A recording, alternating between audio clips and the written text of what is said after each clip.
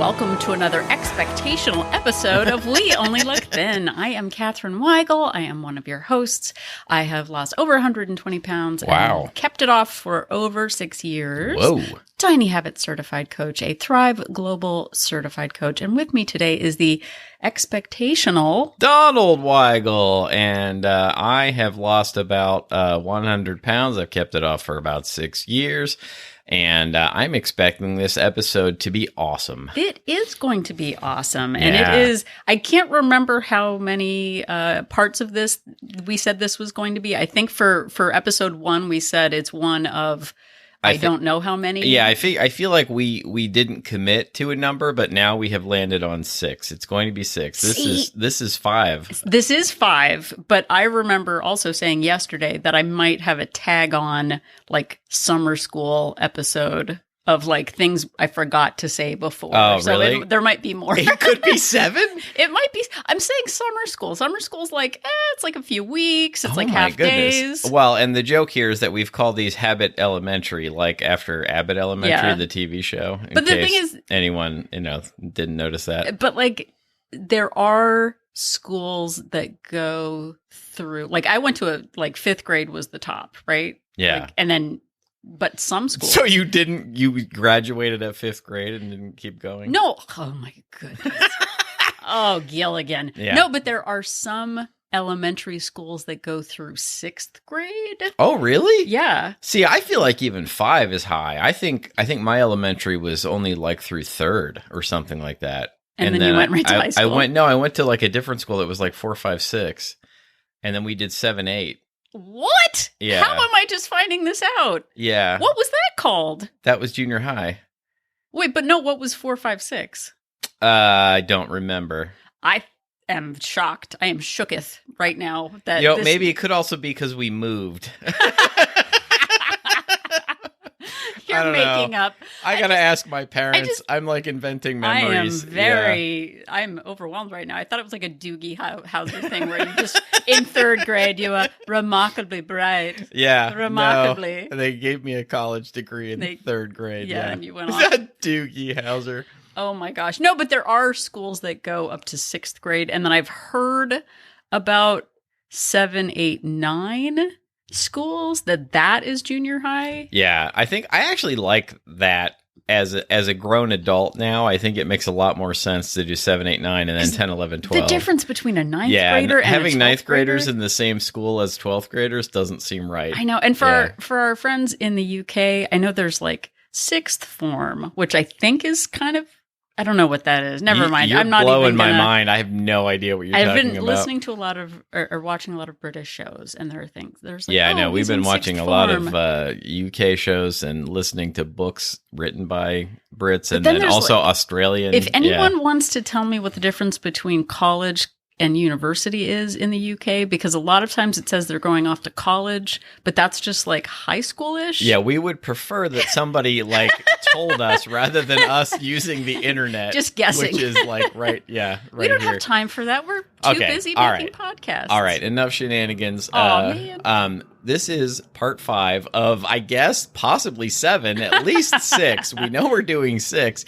This is the most parts we've ever done of anything in the history of the show, unless you count the fact that if you really think about it, like this is episode 325. Whoa. It's really like all of them it's like 325 part episode. Like when you really think about it, it's all like comes together and is magical and wonderful. Should we do something special for episode 365? Probably. Because that's like a year. If it's not this year, it's a year. We'll probably talk about 350 at some point. Probably. Also, yeah. Well, I mean, look, we can do whatever we want. We could do like, something special for 328 if we want. We sure could. No, but 365, that's how many days there are in a year. Except for this year. Thank you for womsplaining that to me. For time-splaining. Time-splaining, yeah. Now I'm time-splaining, womsplaining. Calendar-splaining. I just want to make it very clear calendar-splaining that Donald said I womsplained. So we're going to see how that lands with our. I know I'm going to get so much hate mail on that. Yeah. Yeah. So anyway, I'm sorry. I'm not sorry I derailed us. Donald, what were you going to say? So I was going to say, this is part 5. We have constructed a series that is essentially a roadmap of various points along your weight loss and fitness journey, and we likened it to Maslow's hierarchy of needs. Catherine has made some wonderful actual I don't know, I was going to say parody charts, but charts about weight loss and fitness based on Maslow's hierarchy of needs. And just quickly, you can go back to earlier episodes if you want to hear us talk more about Maslow, but he was a psychologist who posited a theory of, you really can't deal with your higher function psychological needs until your base needs are met, things like your food and your shelter. And now, so we are using that pyramid, that idea of at the top is self-actualization. We're now somewhere around the 5th level of the pyramid of the triangle. We're walking up the triangle, and we're talking about level 5. Yeah, I feel like I appropriated it. Does that have a negative connotation? It does, but that's okay. Too bad. What is he going to do? Know. I think he was a middle-aged white guy, so you're allowed to steal stuff from them. Yay! Yeah, everybody's middle-aged at some point. Yeah, at some point, exactly. We have framed these episodes in the. We've talked about different categories: mindset, the scale, food, and then movement. And we're going to do the same thing again. Now we are on level 5. So in the previous episodes, we talked about, your base needs and then climbing. And so at this point in your weight loss and fitness journey, you're tracking your calories, you have a daily or weekly calorie goal, you're setting weekly activity goals, you're working on your emotional issues with food, and you're becoming a detective of yourself. And if you want to learn more about that, please go back and listen to the other episodes. And now you are getting in range of a potential goal weight. That is terrifying. Sorry, did I say that out loud? It sounds wonderful and amazing. So I'm going to talk about mindset. Yeah. And a lot of times we have expectations of what it means to be near a goal weight. But even more than that, we don't really articulate what we imagine a goal weight is going to look like, what our life is going to look like. I don't know why I said that. What our life is going to look like. Yeah. Okay, so I'm going to talk a little bit about the dualities of mindset when you get close to your goal weight. So you already know that there's no finish line, but that can be kind of like, well, if there's no finish line, then where am I going? Like, where is the there that I want to be?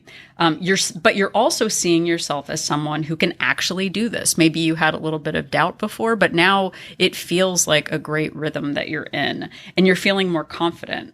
But you're also kind of pre-worried about what's going to happen at maintenance, because maybe you haven't gotten there before. Maybe you have, but have not kept that weight off, and that can be scary. What makes me think I can do it this time? Yeah, and that was me. Even on this time, I had a history of losing weight and feeling like I was in a good place, and then I would stop doing all the things that got me to that weight, and I would gain the weight back. And so when I started this time, I very much thought, well, I'm just going to do that again. So, there was a part of me that was like, I guess, this is just how it is. You get to a goal weight and then you gain all the weight back. Right. So, but I don't really think that we think about like, okay, so what actually is maintenance? And in the next episode, we're going to go take a deeper dive into it. But what do you expect to happen? Do you expect like all your relationships to be better? Right. And suddenly you get a promotion at work and all of your debt is absolved and suddenly you're confident and like have better boundaries.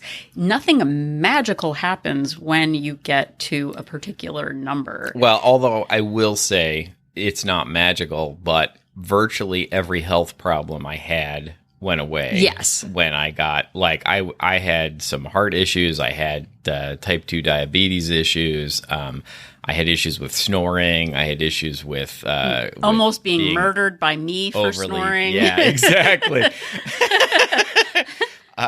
Issues with being like overly tired all the time, and virtually all of that went away when I hit my goal weight. So I know, but that's there was boring. that. There was that. Yeah. But for people who I just want to point out there are some wonderful benefits to hitting your goal weight, and it's not just a matter of, well, you get there and then you're like, well, everything's the same. No, I appreciate that. That is all very true. But for people who are listening to this, who maybe aren't at this part, so like the people who are close to the goal weight, yippee. But for the people who really are back at, Habit Elementary 1 or 2. Yeah. Just letting you know that you become the person you want to be by doing the things that person does. Yeah. If you want better boundaries, you must create better boundaries in your journey. It's not like some magical, again, we did there is no finish line. It's not like there's a ticker tape parade and then suddenly it's the end and, everything's perfect. It's a continuum. And I think, if you are somebody, I just want to interject, if you are somebody who is at Habit Elementary 1 or 2 or 3, and you're not anywhere near this level 5 yet where you're zeroing in on a goal weight, I really think it would have been helpful for me oh my gosh, to have a lot of these things in mind as I was climbing up that pyramid, so that I didn't have to figure them out, as I was going, which I did. Like, I basically, a lot of what I have figured out about this happened in hindsight. I was like, oh yeah, like dealing with my boundaries really was important. Dealing with my secret eating really was important. Dealing with, figuring out how to be in maintenance and not in that constant weight loss mode really was important. And thinking about that as I was going along would have been really helpful, rather than kind of doing it, as it came up. Yeah, no, I mean, you've got hopefully, a combined 100 years of experience in this room. That's right. That's really annoying, but yeah, here we are. But so all of these questions are coming up for you, both the exciting potential and then also the sort of the nervousness of it. So the big thing for us is cultivating an identity of a healthy person. James Clear talks about this. BJ Fogg talks about it, of really inhabiting all of the habits and behaviors and the mindset of someone who cares about their body, cares about not just the vanity, but also like your longevity, how you move your body, how you move around the world. So we really want to focus on our identity at this phase. So, and on our final point on mindset, we're focusing on the function. Like, these are habits that we have in place. Maybe they're not super exciting. They're not worthy of a montage, but they are sustainable habits that will push us through. And we get the results of the things that we want by doing the things that get the results. It's not like, and we've said this before, it's not like we just finish losing weight and then suddenly it's like, okay, now I can go back to the old me. There is no old me at this point. I know too much about what makes me feel good, how important moving my body is, how many non-scale victories that I have at this point, that I am just going to keep doing this throughout my life because I know that it is worth the effort.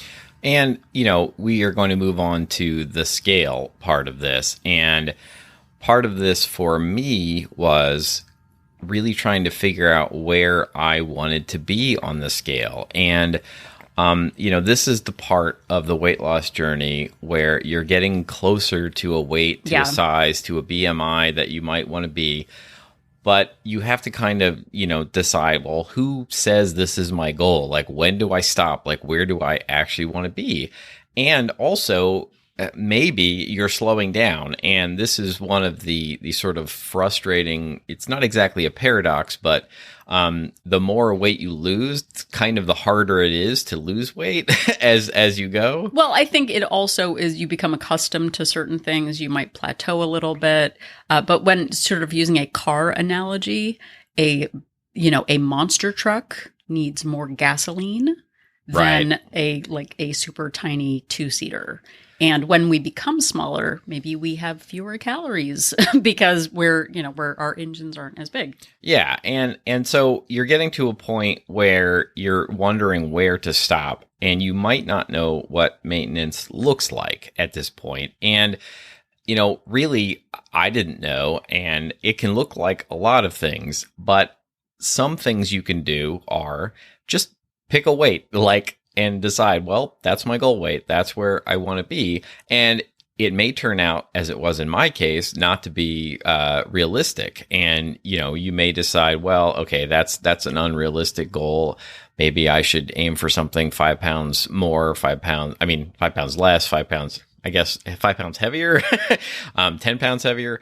Or you can set a goal based on a date. You can just decide, well, whatever my weight is by this date, that's going to be my goal weight. Well, and that's what I did, because sort of when we were talking about this episode, I said circling the drain on your goal weight. And Donald's like, I think that means dying. Yeah, that's usually really bad. When you're circling the drain, you're about to go down the drain. Yeah, but initially Donald had a higher goal weight. He's like, okay, this is what I want to get to. But when he got there, he realized I think I can go down from here. Yeah, I think I've told this story before, but when I initially set a goal weight in my app, I got my Fitbit app, and it asked what my goal weight was.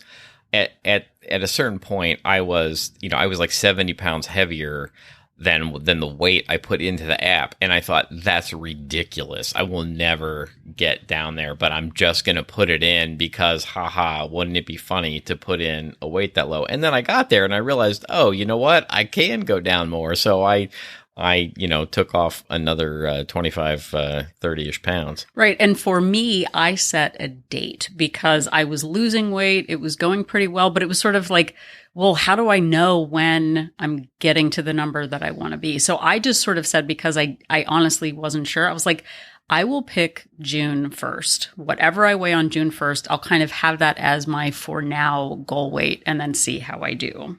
And, you can set your weight on a BMI range, although I don't love those. You can set it on a clothing size, which, maybe is a little bit more of a vanity thing, but that is something that you could do.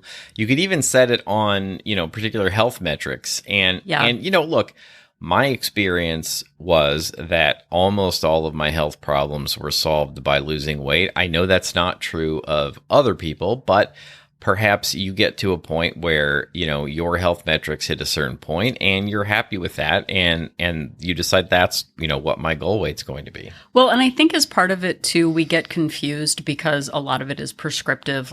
People on the internet say that this is a good thing, or my doctor says I should be this.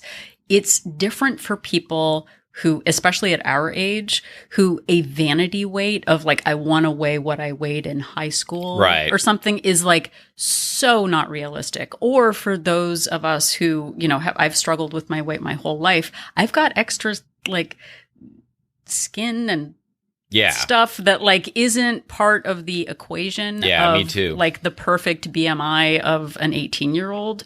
People who have had children and your body composition changes over time. Perimenopause happens. So having some sort of fantasy vanity weight might not be practical, but just kind of set something. I know maybe I'm going off on a tangent on this, but being realistic, for me, my doctor gave me a particular weight. I actually went a little bit under that. But here's the second part of sort of the, you can do like I said, the clothes size, the BMI, the date, or a particular weight, is that something to really think about, which I didn't know at the time, is that a goal weight is not a forever weight. It is not a fixed mortgage, 30-year fixed rate thing. Right, it's right. No, set it and forget it. I'm here and everything is solved. Yeah, you don't get to, a particular, I'm not going to say a number, but you don't get to an exact number and then that just is the weight you are forever. That doesn't happen. Right. Now, something that I didn't realize when I hit my goal weight. So listen up, everybody. Turn up the volume on this. Your goal weight that you decide on is based on your current season, your current age, your current emotional bandwidth, the effort you're able to put in. And when any of that combination changes, your weight can change. Yeah, for sure. When you change your effort, your weight can change. Age. Like for me, I started this when I was 42, 41, something like that. Yeah. I am almost 50 now. And I was about 46 or so, and I'm 54 now. Does that make sense? I think so. Yeah. But like pandemics happen and like jobs change and priorities change. Well, and I've definitely found it more difficult to, when I put some weight on, I found it much harder to take it off now than I did, 6, 7, 8 years ago. Yeah. So when you're looking at a goal weight, just remember that it is based on the current season. That can be like the months, literally like the months this season, or it can just be the circumstances that you find yourself in. And a goal weight is a comma. It is not a period. So again, when people say like, I don't know what my goal weight is, what should I decide?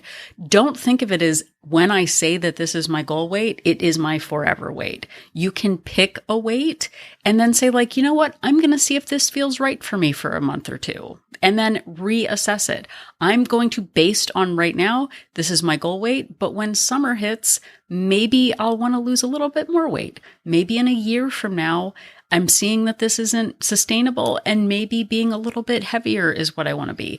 I have over the years, so many people have said like, well, I'm afraid, like, what is my body going to look like if this is my goal number? And like, what if this and that? I'm like, guess what? You can always gain weight. We're all good at that. Like just listen to our episodes backward, like some sort of like, and then like hear the secret message of just do the opposite. And you can gain weight really quickly. That's right. There are secret messages in the podcast if you listen backwards. I'm also thinking about like I agree with you that a goal weight is not a period. In addition to a comma, it could also be a semicolon. It could be an ellipsis. Oh, is the ellipsis the 3 dot It's thing? the 3 dots. Okay. Yeah. So, but we know it's not a period. Yeah. So it's a goal weight for now, and it is always adjustable. What other kinds of punctuation do you think a goal weight is? Let us know. Fun. Yeah. Such fun. But really, also beyond that, your goal weight is sort of a range, not a particular number. Now, depending on where, like your body composition, how tall you are, whatever, that range might change. But for me, initially I thought it was, okay, this is my weight, and then I'm going to just be it forever. But guess what? You go on vacation, as you do, and maybe you gain 5 pounds. Maybe in the summer, you're much more active and your weight goes down 5 pounds because you're eating like lots of fresh vegetables and you're outside and you're really energized. Maybe in winter, you find that you're kind of up on the scale because it's darker and you're, eating more cozy food. So thinking of it as a range based on your season is really helpful to not feel defeated that like, oh no, I said that this was my weight and now I'm above that. Yeah. And if you're like me and you've ignored your own advice, the last 2 holiday seasons, you've put on more weight than you would like and then spent basically the first half of the following year trying to take it back off again, which is basically what I'm in the middle of doing right now. Yeah. Yeah. So again, give yourself permission to try out a goal weight or even think of a maintenance break, which we haven't talked about too much, is like, let's say you're at a weight that feels pretty good, but you're traveling all summer, you've got some things going on. You can always just say like, for now, this is my goal weight. And then next season, once school starts back up again, maybe I'll try to lose again. But for now, I'm going to focus on this particular weight. Now, when you're at this point too, and just so continue to weigh yourself on your schedule, whether you're taking a break from losing, whether you're approaching your goal weight, continue to weigh yourself and continue to take your measurements throughout this process and capture as much data as you can, whether it's on your blood test results, like how many nights in a row your spouse hasn't murdered you for snoring, like... I have marks on my calendar. One more day wasn't murdered for snoring. Well, it's like at a factory, like we're like 30 days without an incident. Right. Like, yeah. we 25 plus years of marriage without being murdered for snoring. It's I'm not sure how. It's a good run. I'm not sure if Donald really understands the plotting I did. Oh my God, I'm terrified now. But really, look. You said maintenance was terrifying, but now I'm more terrified. Well, and one last thing that wasn't on our list to talk about, really take stock of all of the non-scale victories. Oh yeah. The both spatial non-scale victories, like being able to fit on in an airplane seat comfortably, being able to be on an amusement park ride, all of the data and the metrics of your health goals, like count it all up and keep a list, because that list is going to keep you in maintenance, because the number is a single data point in a whole spectrum of of all of the ways your life is different at a lower weight. And keeping sight of that right now is critical in keeping the weight off in the long term. Yeah, and I know it is sometimes difficult to imagine, but I would almost say that the non-scale victories, especially as I've been getting older, I mean, I know everyone's getting older, but as I'm getting older, I feel like the non-scale victories are the most important ones. And it's hard to, when you're trying to hit a goal weight, it's hard to wrap your head around that. But eventually, I came to the conclusion that it's much more important that I keep moving and that I keep my ability to, walk upstairs without, being completely out of breath, and being able to carry my groceries and, do all of those practical day-to-day things are more important than the actual number on the scale. Well, and we're going to talk about this in the fitness or the movement part, but losing all the weight doesn't yield a dream body. You don't suddenly become a chiseled, figure in a museum by losing weight. So we'll talk more about that in the movement part. So that was a little teaser for movement. Let's move on to the food. So you've got your tracking down. You know what filling foods are. You may also be getting bored.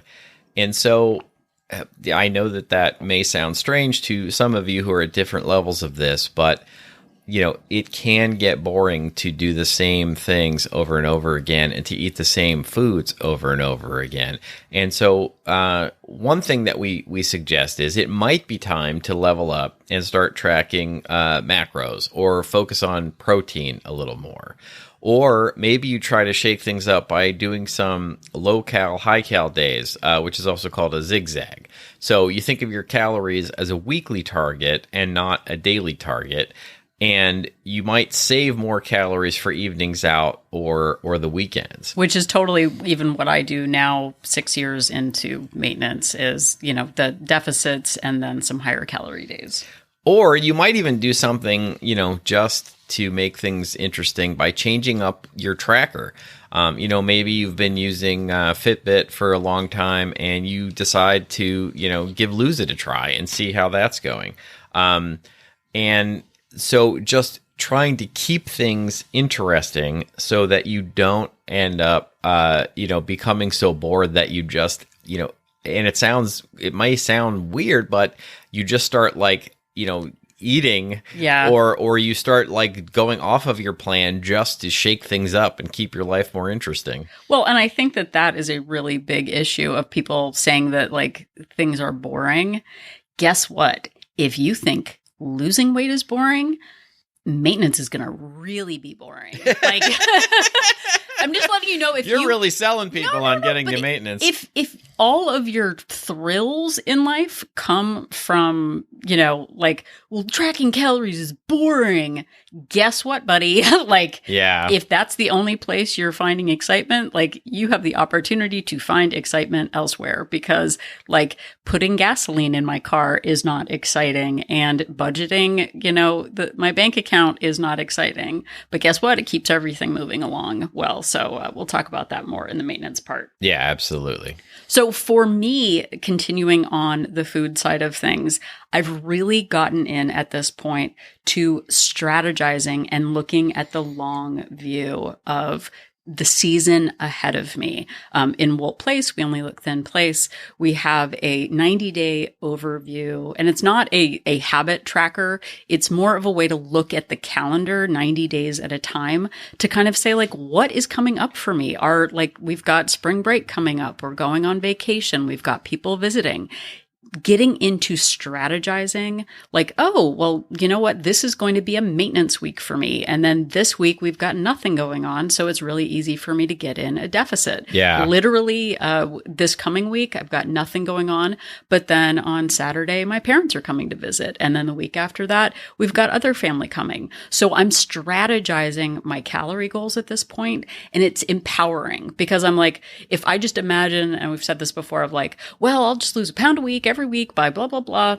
And we don't factor in the family time, or we don't factor in, holidays or vacations, we can be disappointed. So knowing what we can expect of ourselves when our schedules change is really important. Yeah. And it's really some next level stuff to try and plan, something like 90 days ahead, or at least like a month or so ahead, and not just it's not just the obvious things like Thanksgiving in November, or some big food-based holiday, or your birthday, something like that. But thinking about all of these things that might come up. It could be a work gathering. It could be, like we said, family coming to visit, but really sort of planning ahead for that is a nice way to level up and really be able to stay on track. Right, because we have the opportunity to make our lives work for us. And instead of thinking of it as this like rigid, I've got to hit this goal every single day, maybe you're looking at it as like, oh, guess what? On my weekly book club day, that's a maintenance day. And on weekends, I'm going to, eat at maintenance too, but I'm going to do deficit part of the time. And really being agile and being able to pivot is where you can empower yourself to really manage your goals. Another thing to do, and this is something that I think Donald has been really great at, is like look at your grocery store and your food just in terms of switching things up. Look at it with fresh eyes. Go to a different like grocery store in the same brand and see how they have things laid out. Look at different shelves, like up, down, around, because we can get in a rut of just seeing the same things all the time. Being able to go to a different grocery store and find new products or we're kind of about condiments. Like our lives are basically like calories, condiments. I don't know what the next C is. Condensation. Yeah, exactly. All of those C things. But I think that we talk a lot about pumping up the volume. Catherine didn't know I was going to do that. Yeah. But looking around the grocery store, I think that I have a tendency. I think that we as humans, have a tendency. You go and you grab the same products that you're used to. But I like to really periodically, as Catherine just said, walk around and visit sections of the grocery store that I don't normally go to, or that, aren't really part of my normal, routine, and look for things that look interesting and low calorie and are potentially delicious and fit into my plan. And sort of audition new things once in a while, so that I'm constantly injecting new and interesting foods into my life. Yeah, and that's a really great part too. I'm going to plug Wolt Place. Who cares? I don't care what I'm saying. We Only Look Thin Place. We have a subgroup called Wolt Plates. I found it very funny. I golf clap myself like plates instead of place. Get it, everybody. But we do food posting challenges, and it's really fun to see what other people are eating. And like, oh gosh, I never thought about combining those two things, or, oh, I'm going to add that to my list. Being able to get ideas from other people about ways that they prepare food, the different snacks that they have, really keeps it interesting for me and inspiring too, to see what other people are eating. So keeping that fresh and not getting bored is really important in staying on track.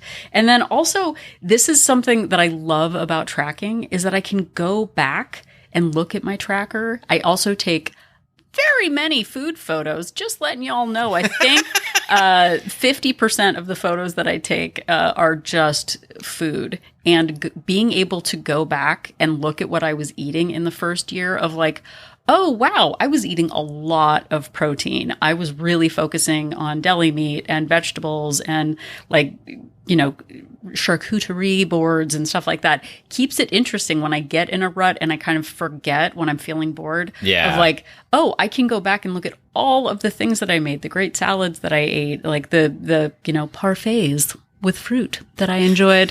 So exciting for me. Now she's just naming food. Now I'm just naming food. So, but revisit that. I think we did this as a tip of the week in the past too. Go back to your tracker and look at a week or a time where you were eating at a really good deficit and the weight was coming off, and look at what you actually ate then and repeat that.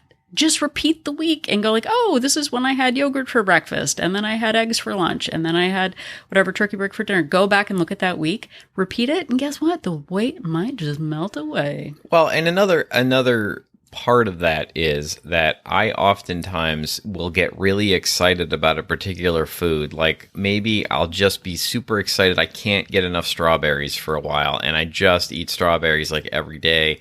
And then I get tired of strawberries and I stop eating them. And it's really nice to remind myself months later that, oh yeah, strawberries are a thing, and go back to them, because then suddenly they're like fresh and new again, and you can sort of remember how delicious they are. We've talked about the hedonic treadmill, which is a phenomenon like where you buy a new picture for your living room and you hang it up and you love it and you love it. And then like a few years later, like it just is sort of like a thing that's hanging there and you barely notice it anymore. It's the same picture, but you know, we as humans, you get used to it. You get used to it, and you need to put a new picture up to then have that same feeling of like, oh wow, this is like the most wonderful picture in the world, and it really brings the room together and that whole thing. It's the same thing with your foods. Like you want to keep changing them up so that they still remain interesting and new to you. Novelty. Okay, so movement. And Catherine, I don't know why I'm just repeating what you said. No, I like it. Call and repeat. I like it. So Catherine mentioned this earlier, but one of the things that, and this is maybe more of a mindset thing, but one of the things that was really, I don't know what the right word here is, it can be disappointing to people, is that just because you hit a goal weight doesn't mean that you're going to have the body that you've always wanted, right. Especially if you're like me and you were like so far overweight.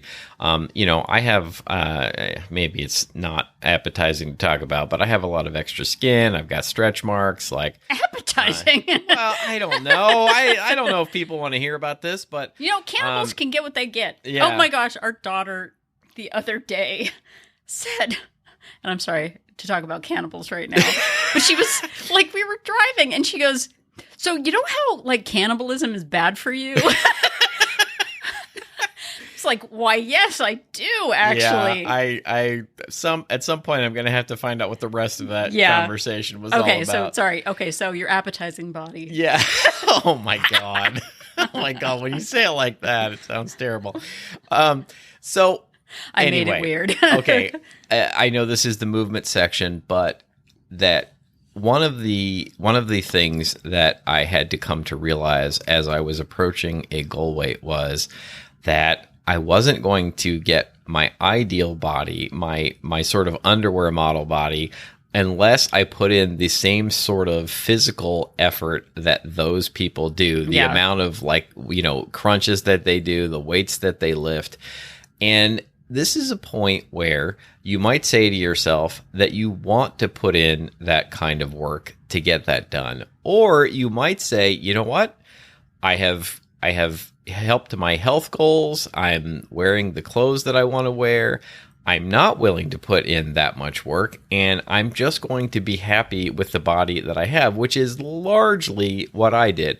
However, this was sort of the point in my journey where I did start adding more strength training. Yeah. And I tried to work more on body composition, because just losing weight is not necessarily going to get you in the sort of shape that you want to be in, if I'm making myself clear.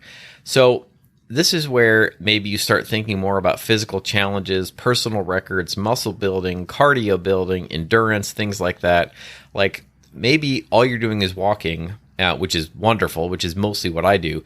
But maybe now you're going to do a couch to 5K, or maybe you're going to try a class. Maybe you've never done like a spin class before, or a yoga class, or an aerobics class, or something like that. Maybe you're going to do that. Maybe you're going to switch up the intensity. You increase your weights, you like try to improve your times. Or maybe you have a practical goal, like you've never been able to do a chin-up before, and so you're going to try and build the muscles that allow you to do that. Maybe you've never been able to run for 15 straight minutes, so you'll do that. Maybe you want to like learn how to do a split, or as a lot of people say, do the splits. The splits. Which I've never quite understood. I'm better at doing the mashed potato. Both the dance and the food. Or like, maybe you join a running club or a bicycling club or something like that. Maybe this is the time where you're really focusing on leveling up your actual fitness, not just the weight loss part of this. Well, and this especially just ties into building that identity as someone who is fit and active. Again, like I felt like, and this was a conscious choice, I felt like I did not have the bandwidth or the interest in strength training while I was losing 100 pounds. I was just like, I'm just going to walk. I'm just going to eat at a deficit. I didn't feel like I could make that leap. And it wasn't until after I lost the weight that I really started investing in strength training, yoga, and other activities. And knowing that at the beginning, maybe you're losing a lot of weight and people are noticing like, oh my gosh, you look great, whatever. Like that is going to stop at some point, and being able to focus on changing your focus from a weight to body composition, endurance, and like other physical qualities like that enhance your life really does help. And look, I don't know if you know this or not, but Donald and I, in terms of leveling up, decided that we wanted to have a podcast to talk about weight loss. That's true. That is what we did in all of this. Yeah, part of starting this podcast was to keep ourselves interested in weight loss and fitness, and keep us honest. Like if we had to go on record as talking about these things, then we were going to have to do the things that we were talking about. Right. And also just going back to what Donald was saying about having certain goals, like sure, we had high step counts, but Donald and I joined him on this because I didn't want him to, be stolen on the freeway. Like we actually did a 40-mile walk or something. Yeah, I decided I wanted to do 100,000 step day because that was the top award that you could get on Fitbit, was doing 100,000 steps in a day. So it ended up being kind of a bad idea in the end, but we did accomplish it, and ended up it was about 40 miles and took an entire day. And we started at like 3 a.m. I was wrecked. I was absolutely like, I was not quite in the shape I should have been to do. But you weren't even walk. At your goal weight then. No, I wasn't at the goal weight yet. But we've also done things like 50 flight days, or like 100 flights of stair days. And yeah, well, I attempted to do 700 floors in a day because that's the highest Fitbit level, but I bailed out at 400 or 500. I can't remember. But like if you're driven by ribbons and awards and badges and stuff like that, like it is a great way to stay invested in fitness. But like I said, we decided to go the route of having a podcast, but other people have done things like we've got a member of Volt who is a Zumba instructor. She decided she loved dancing so much that she decided to do that. We have others who have become yoga instructors and other fitness instructors. So when you are doing the work, joining that and making it a part of your actual life or job can also be a thing to do. Volunteering in active things like volunteering at races. If you're not up to running a half marathon yet, maybe you start volunteering for coaching or something like that. Like but start being around it. Start hanging out with people who are doing that physical activity that you aspire to do, and it then the momentum takes over. Well, and part of that too is deciding on like vacation adventures that you want to take. Deciding on like we used to be, and look, I still am if I'm honest about it. Like interested in like food-based like journeys and vacations and stuff, but being like, oh, great, we're going to a place that has a really amazing like hiking trail, or I want to climb to the top of, Diamond Head and watch the sunrise, or, hey, I'm going on vacation and guess what? There's going to be a 5K race the week that we're there. I want to do that. Having activity as part of your like vacation lifestyle or travel lifestyle is really a fun way to like change up your life, because sitting on a couch for a week can be tiring, like on a vacation. Having activity as part of your vacation for us, I think, has been really helpful. Well, and I think too, ask yourself what makes the better story: that you went ziplining, or that you sat by the pool, or that you walked up, that wonderful nature trail, or that you sat by the pool. And maybe, look, if the better story for you is sitting by the pool, fine, but actually saying yes to some of these adventures and being in the physical condition to do them is part of why I'm interested in doing this, is so that I can, kind of live the bigger life, so to speak. Well, and it's not about doing it well. It's about just doing it. And even if you start something and go like, hey, you know what? I signed up for a half marathon and I only did, 5 miles. Who cares? You joined, you tried, and you have something to strive for next time. So really opening yourself up to the discomfort of not being perfect at something, I think has been really helpful for me. And I'm very not great at everything. So it has been helpful for me. So at this point, like, it is exciting, and it's also you might be nervous about getting closer. I didn't say circling the drain. I just want you to know that. Getting closer to your goal weight, your mindset, you're a little nervous, but you're also excited. You're focusing on the scale and maybe deciding on a number or a date that you want to hit. You're looking at food in a different way. You're tracking, you're leveling up a little bit, and you're really seeing movement as something that enhances your life. It is not a punishment. It is a way to keep yourself excited and motivated in the world of weight loss. And you're gaining confidence in knowing that you've persevered through, exciting times and tough times, and you've made your plan work. This is also the point in terms of setting goals for yourself, thinking about what other things can enhance your life. We're going to talk about maintenance in the next episode. Yep. But this has been such a big part of our lives that, for decades we wanted to hit a goal weight, but we have the opportunity as people with rich and full lives to come up with other aspirations for ourselves. What else do we want our lives to look like? What other hobbies and interests and exploring do we have to do in the world?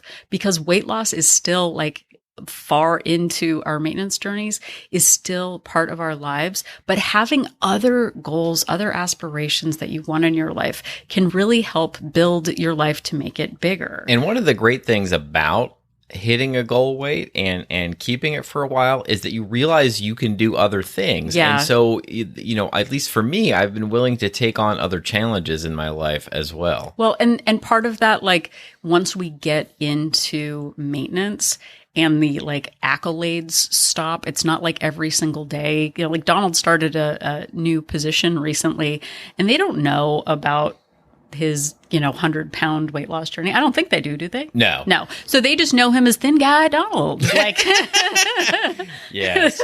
Hey, Thin Guy Donald. I don't think people talk like that. Yeah, they don't. I haven't picked up the nickname Thin Guy Donald at work. No. But you just become a fit and active person, and part of that is coming up with new things for yourself.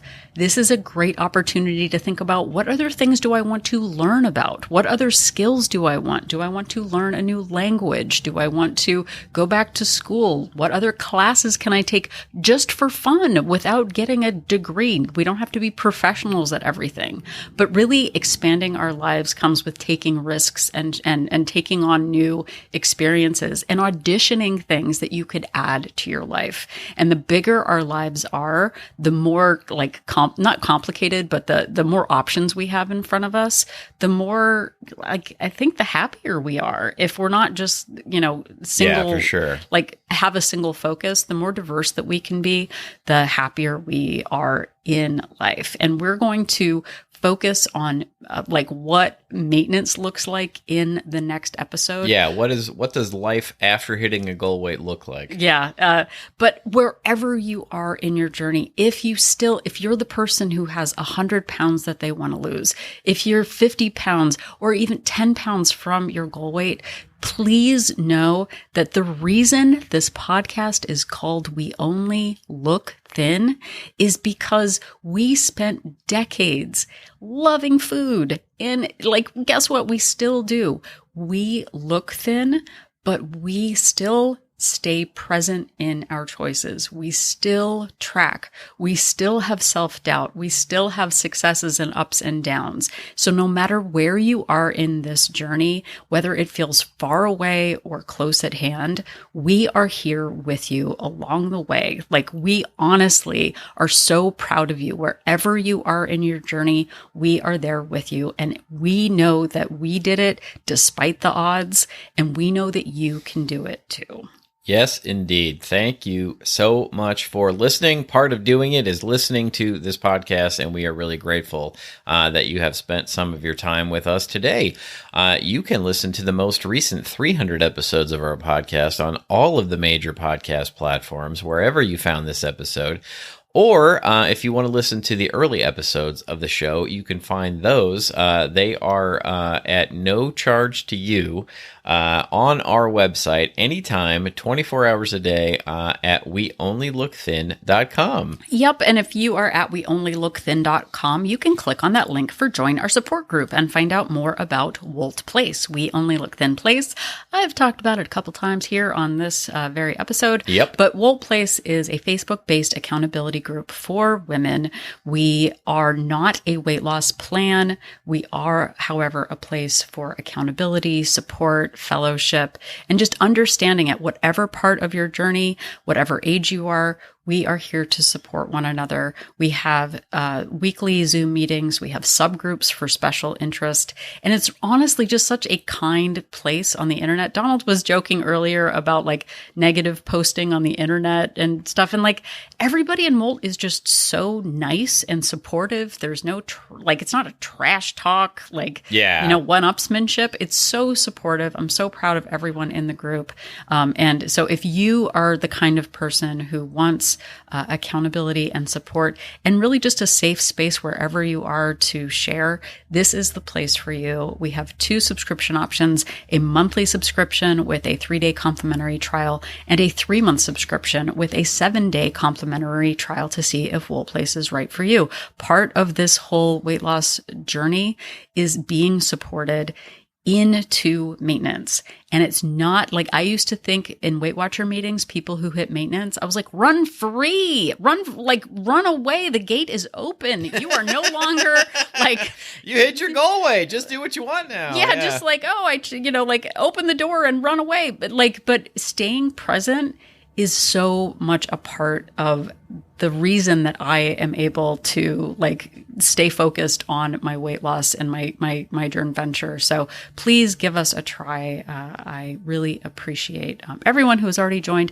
But join today. Figure out if it's right for you. We would love to see you. Yes, please check it out. We used to have a sort of trash talking, be mean to each other weight loss group, but it didn't go very well. So we decided on the much more supportive get together and cheer each other on. Begrudgingly, we see group. that mean trash talk isn't Good.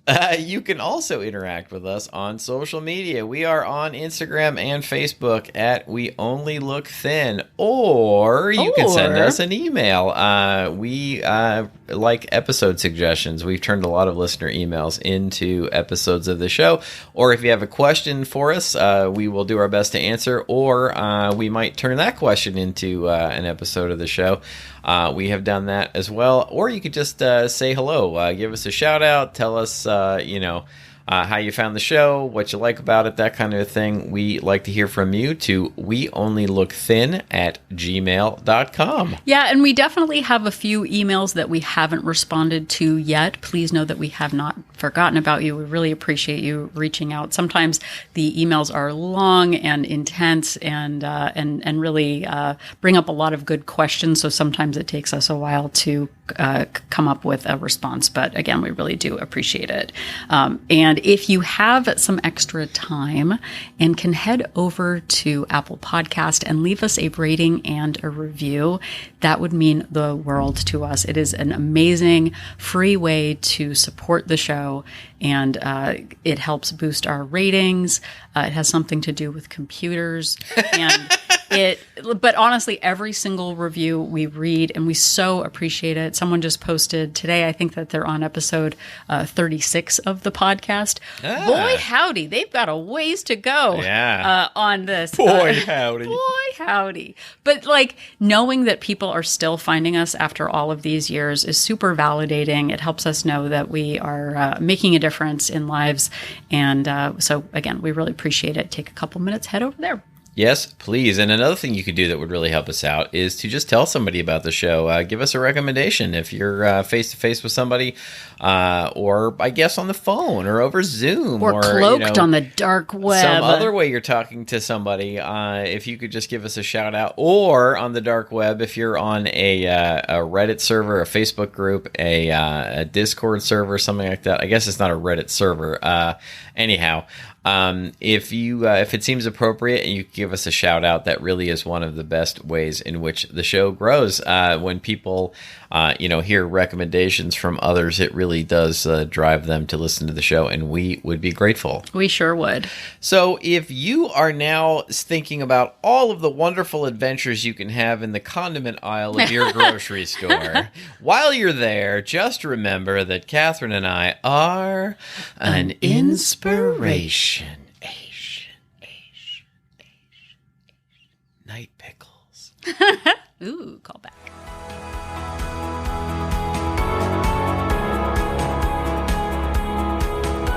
The information that you hear on this podcast is for informational purposes only. The hosts are not medical professionals. You should always consult with your doctor, nurse, or other certified health professional before beginning any diet or fitness program.